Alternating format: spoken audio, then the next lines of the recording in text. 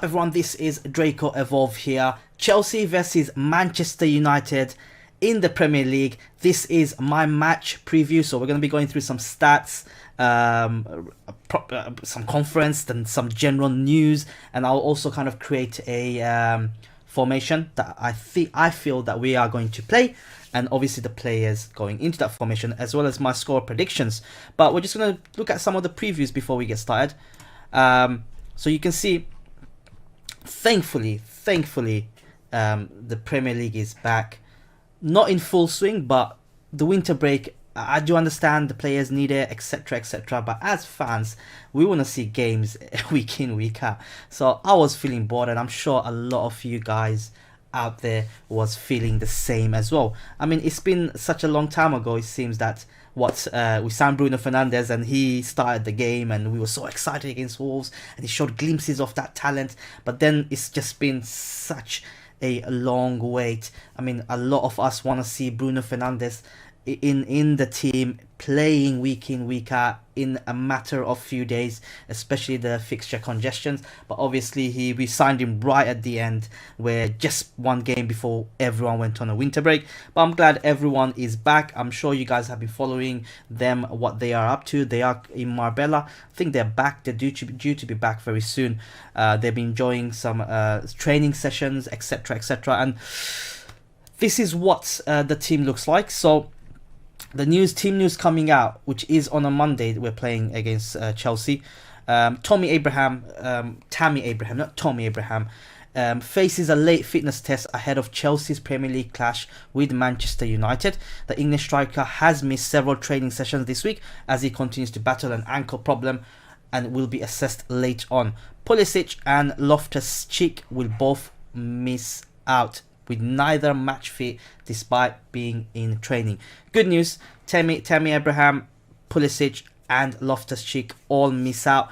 The good players, the decent players, especially Abraham and Pulisic, but they are very significantly weakened. Obviously they've signed Ziyech, but he doesn't play until next season. So it's good news for us that they are missing out. That's the bit of news coming around out of Chelsea. For us, Ighalo seems to be having some sort of involvement. So deadline signing Odion Ighalo will be part of Manchester United squad. Ighalo joined on loan until the end of the season on January 31st, but has not been in training at Carrington due to concerns about the coronavirus. Nemanja Matic is available again after missing the 0-0 draw with Wolves through suspension, but Pogba, McTominay, Rashford and Tuanzebe will remain sidelined. So there you have it, guys. Pogba, Matic, McTominay, Rashford are still out of the squad. Obviously Tuanzebe, Ighalo will feature. We'll go through what Ole Gunnar Solskjaer had to say about that. In terms of what happened last time around, obviously we all remember we were 2-1 up against them. The last time we played away to Stamford Bridge, and they got a very last minute equalizer, you can say. And we all remember the scenes with one of their coach and Jose Mourinho having a bit of a spat. But it was heartbreaking. We dominated. We should have won that game, but right at the last minute, it's just been okay. So here are some stats of the match. Chelsea have lost just one of the last Premier League home games against Manchester United. So 10 wins, 6 draws, and are unbeaten the last 6 since 2-3 lost in October. Following their opening victory at Old Trafford on the opening weekend, Man United are looking to secure the first league double over Chelsea since 1987-98 campaign. So we all remember the first game of the season where we hammered them. We were fantastic that day. Although the scoreline did flatter us, I feel that 4-0 was too much of a bigger gap. But it is what it is. And we had a very good start of the season. The first game, scoring that many goals. I remember I was in that match, and Pogba was brilliant in some of his play.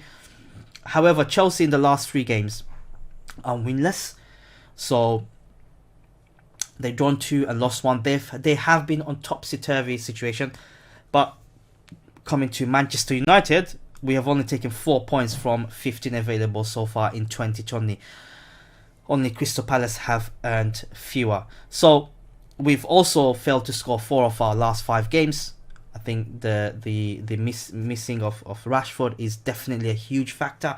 So there was a bit of concern. Both teams are going into the game in sort of topsy-turvy form, you can say.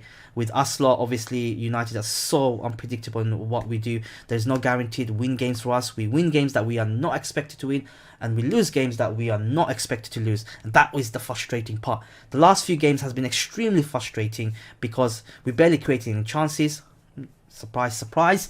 That has been us the news of the season, with obviously our creative spark and injuries to Rashford has really hampered us. But we should be doing better than that, especially now that we have got Bruno Fernandes, and it has been a few weeks since he signed, so by now he should have settled into the squad, know the tactics, the game plan, what everyone is expected of him and teammates, etc, etc. So it should be interesting to see what Bruno Fernandes does in this game, and I'm sure everybody will be looking at him. Talking about looking at him, I'm sure everyone will be looking at Ighalo. So Solskjaer said that Ighalo will travel with Manchester United for their game against Chelsea, but did not confirm whether the on-loan striker will play following his 2-week isolation. So obviously the rule is for precautionary reasons, because he's from China. When he got in, there was a 14-day or 2 weeks isolation, you can say, just to see if the virus is active or if everything's safe, and that is perfectly fine. He has been training on his own, so that's good. The 30-year-old has not been tested for the virus, and as part of the government's precautionary procedures was put on a 2-week incubation period ending this weekend. So you can see what I've just said. He has been training in Manchester's Taekwondo Centre on the Etihad campus since completing his deadline day loan move, and will be part of United's travelling party at Stamford Bridge on Monday night. So what he had to say, I've never said he was going to be ready to play on Monday. He'll be involved with us and he will travel down with us. Now he's out of that 2-week period. Just as a precaution, we made, let's see if he's involved or not. We've kept in touch with him, and of course we've done our own program. He's done his, and it was always going to be a case of him having to integrate, having been out in China and needs to get used to the players and the team up to the speed as quickly as he can. He's been working really hard. So you can see Ighalo has been working hard behind the scenes. I'm just going to bring up the table so that we all know where things stands. Let me just zoom in for you guys so you guys can see properly. Oh, there we go. So as you can see, the top 4 is still up for grabs, especially after the news that broke on last night, I believe yesterday, that Manchester City has been suspended from the Champions League for 2 years for the financial fair play breach. Well deserved, you know, that's where they belong. They were nobodies in 10 years ago, and suddenly with all the finance, they've broken rules, and that's the rules. So I don't know what it means in terms of us getting the top 4, because right now, if Manchester City is suspended for the Champions League, that means the person on 5th place should be in the Champions League, unless UEFA decide to only have 3 teams in the Champions League from the Premier League. I hope that is not the case, because it's unfair on other clubs. But you can see Sheffield United, let's not look at Chelsea at the moment. You can see Sheffield United are 4 points ahead of us, which means that if the Champions League opens up another spot with Man City getting suspended, the 5th position is quite important, and we can easily end up going there, having been only 4 points behind. But in the last 5 games, we only lost 1, losing 3 times, which is not great in the Premier League. Sheffield United has won 3 times. They're on a bit of an up form. Same with Spurs. They won the last 2 games in the Premier League, and we can never count out Wolves or Everton.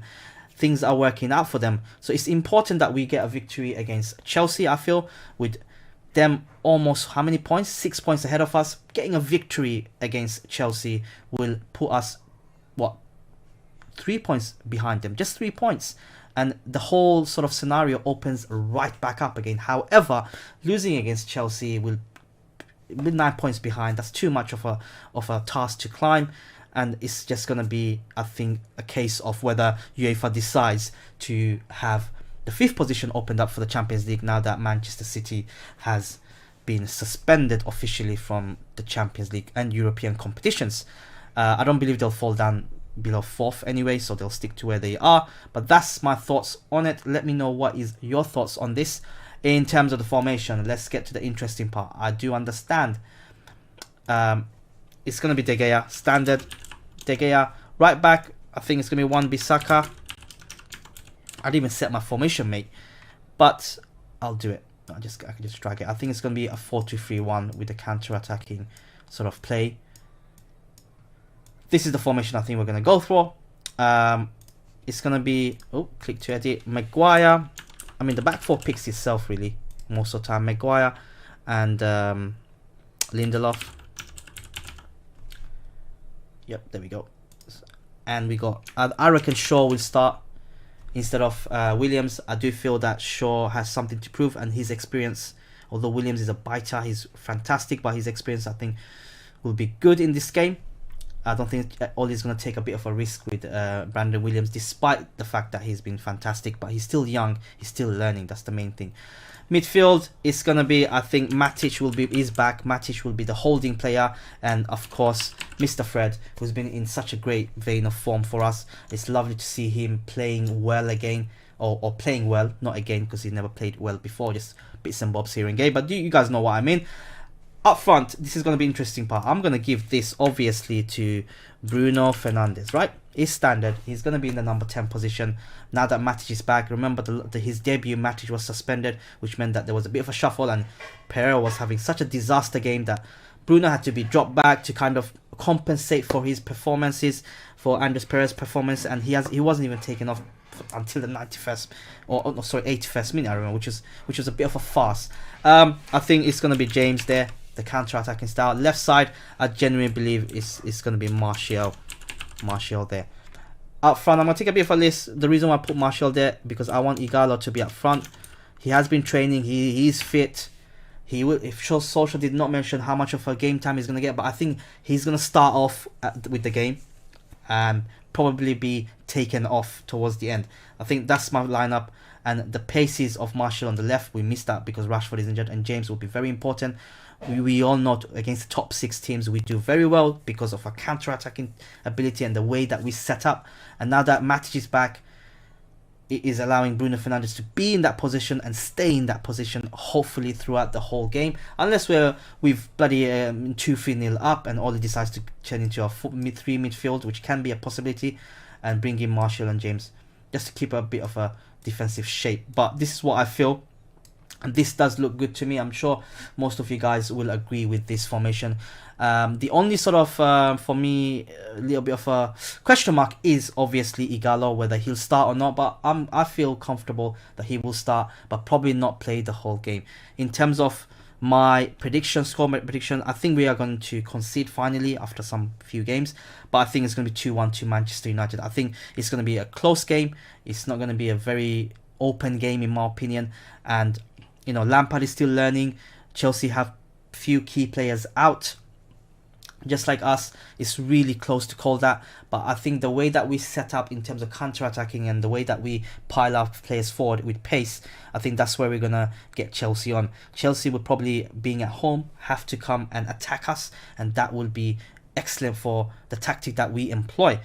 But 2-1 is my prediction. Let me know your thoughts in the comments below. What do you feel the scoreline will be? And I'll be back yet again after the match for a match review, talking through the whole concept as always.